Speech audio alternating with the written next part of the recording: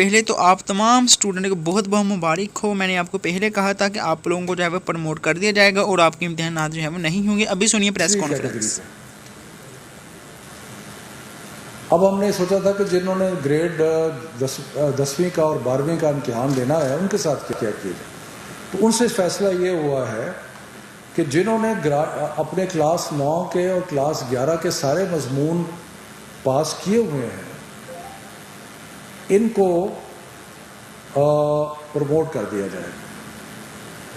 جنہوں نے اپنے 9ویں کے اور 11ویں کے جنہوں نے اپنے 9ویں کے اور 11ویں کے سارے امتحانات جو ہیں وہ سارے سبجیکٹ جو ہیں وہ کلیئر ہیں ان کو 9ویں اور 11ویں کی پرفارمنس کی بنیاد پہ جج کیا جائے.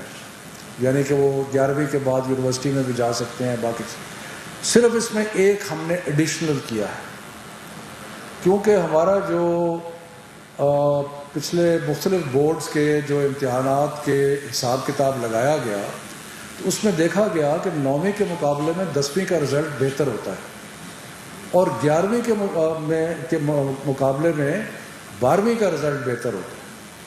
تو اس لیے ہمیں وہ ایک پورا اسٹیٹسٹیکل فارمولا اپنائی کر کے اور اس میں یہ فیصلہ کیا گیا کہ جن کو 9ویں اور 11ویں کی بنیاد پہ پروموٹ کیا جا رہا ہے ان کے نمبروں میں 3% اضافہ کر دیا جائے گا. اور یہ جو 3% اضافہ ہے یہ پرانے امتحانات کے سارے جو حساب کتاب لگا کے اس میں دیکھا گیا کہ یہ 3% اضافہ جو ہے یہ کنسسٹنٹ ہے اسٹیٹسٹک سے کہ 12ویں کا رزلٹ اور 10ویں کا رزلٹ 9ویں اور 11ویں کے مقابلے میں زیادہ بہتر ہوتا ہے. ٹھیک ہے جی.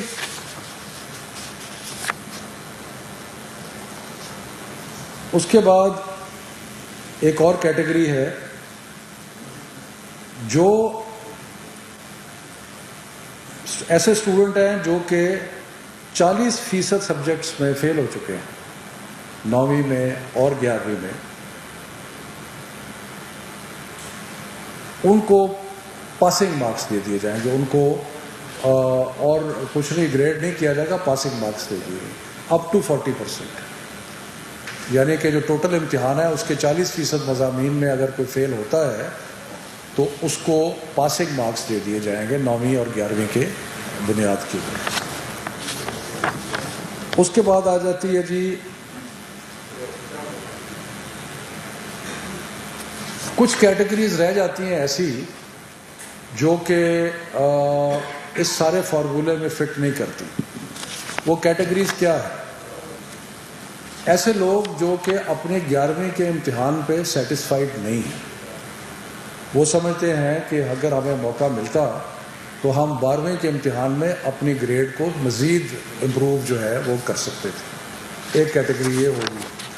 دوسری کیٹیگری یہ تھی کہ جن لوگوں نے 11ویں کا امتحان نہیں دیا تھا لیکن وہ کمپوزٹ امتحان دے رہے تھے 12ویں کا اور ان کے پاس 11ویں کا رزلٹ ریلائی کرنے کے لیے نہیں ہے. یہ دوسری کیٹیگری ہوگی. تیسری کیٹیگری وہ تھی جو چند مضامین میں امتحان دینا چاہتے تھے. مثلا کئی لوگ ہیں جو میڈیکل سے انجینئرنگ میں آ کے میتھمیٹکس کے امتحان دینا چاہتے ہیں اور وہ سارا امتحان نہیں لے رہے تھے, وہ چند مضامین میں امتحان دے رہے تھے. اور چوتھی کیٹیگری ان کی ہے جو 40% سے زیادہ مضامین میں فیل ہو گئے تھے, یعنی کہ وہ پاس مارکس کی اس میں نہیں آتے. تو ان 4 کیٹیگریز کے لیے ہم نے فیصلہ کیا ہے کہ ایک اسپیشل امتحان لیا جائے گا کیونکہ یہ تھوڑا نمبر ہوگا اور یہ امتحان حالات کے مطابق سپٹمبر اور نومبر کے درمیان لیا جا سکتا ہے. میں پھر ریپیٹ کرتا ہوں کیونکہ بہت سارے لوگ دیکھ رہے ہیں اس چیز کو, خاص طور پہ بچے ہمارے دیکھ رہے ہیں کہ اسپیشل ایگزامز کن کے لیے ہوگا.